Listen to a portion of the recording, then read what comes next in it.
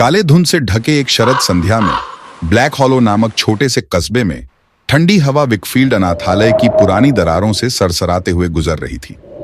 दशकों तक यह इमारत अनाथ बच्चों के लिए आश्रय रही थी, लेकिन यह एक भयानक राज भी छुपाए हुए थी। एक श्रापित टेडी बियर जिसका नाम था एलोइस।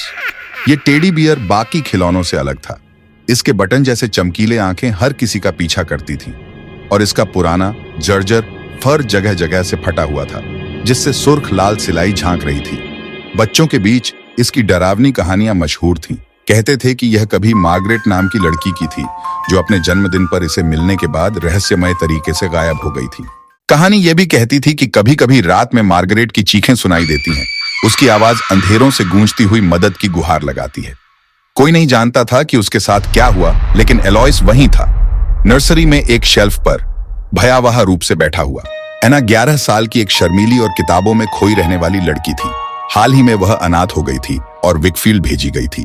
अनाथालय की प्रभारी मिस कारमाइकल उसे एक मजबूर मुस्कान के साथ मिली, लेकिन उनकी आंखें डर से नर्सरी की ओर बार बार देख रही थी। ये तुम्हारा नया घर होगा बेटी, उन्होंने कहा, लेकिन ध्यान रहे उस टेडी बियर को कभी मत छूना। Teddy bear? एना ने पूछा। मिसेस कारमाइकल का चेहरा सफेद पड़ गया। एलोइस, उन्होंने धीरे से कहा, उससे दूर रहना, वो खतरनाक है। उस रात एना को नींद नहीं आई। दूसरे बच्चों के बिस्तर चरमराते हुए हिल रहे थे। उसका बिस्तर उस शेल्फ के सामने था जहां एलोइस बैठा था। चांद की हल्की रोशनी में उसकी डरावनी आंखें चमक रही थीं। एना को ऐसा लग रहा था कि वह टेडी बियर उसे घूर रहा है। उसने नजरअंदाज करने की कोशिश की और कंबल ओढ़ लिया। तभी उसने सुना एक हल्की फुसफुसाहट, एना, एना। उसका दिल जोर से धड़कने लगा।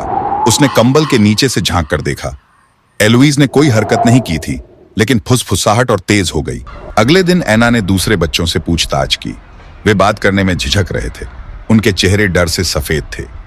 अंत में टॉमस नाम के लड़के ने धीरे से कहा, वो टेडी बियर रात में बात करता है। अगर तुम सुनोगी तो वो मदद मांगेगा, लेकिन उस पर भरोसा मत करना। क्यों नहीं?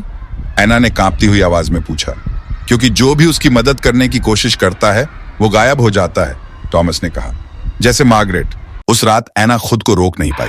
फुसफुसाहट और तेज हो गई, करुणा और सिसकियों से भरी हुई, जैसे अगर उसने जवाब न दिया तो वह पागल हो जाएगी। वह शेल्फ के पास पहुंची।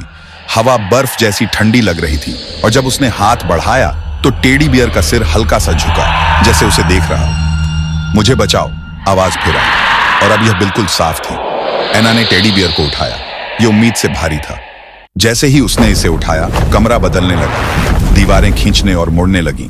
फर्नीचर विकृत हो गया और कोनों से स्याही जैसी परछाइयां फैलने लगीं। एना ने अपनी पूरी ताकत जुटाई। एलोइस के पंजे उसकी त्वचा में गहराई तक धंसे हुए थे, लेकिन वह हार मानने को तैयार नहीं थी।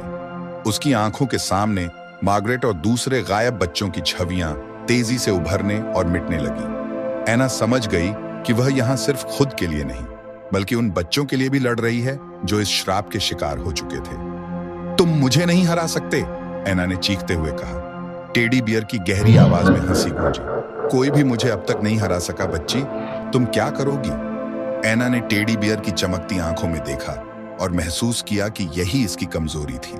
उसने पूरी ताकत से टेडी बियर को जमीन पर पटका और पास में पड़े टूटे हुए आईने का एक टुकड़ा उठाया। जैसे ही उसने आईने को टेडी बियर की आंखों के सामने लाया, टेडी बियर की आवाज अचानक कांपने लगी। नहीं, ये मत करो, एलोइस ने डर से कहा। जैसे ही टेडी बियर से श्राप टूटा, कमरा उजाले से भर गया।